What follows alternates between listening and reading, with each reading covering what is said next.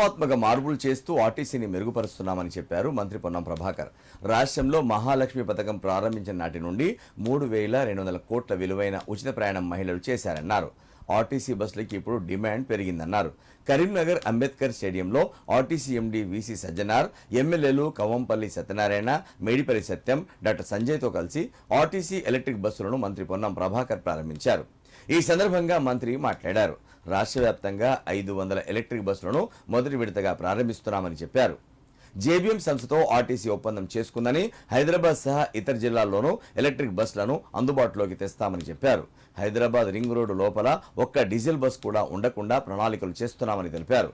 హైదరాబాద్లో అన్ని ఎలక్ట్రిక్ బస్సులు నడిపేలా చూస్తామని వెల్లడించారు.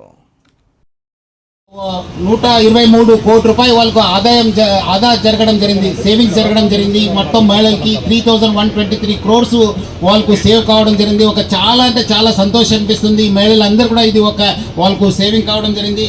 మొత్తము మన దగ్గర ఉన్న 9,500 బస్సెస్లో 85% బస్సెస్ ఈ మహాలక్ష్మి స్కీమ్స్కి మనము కేటాయించడం జరిగింది.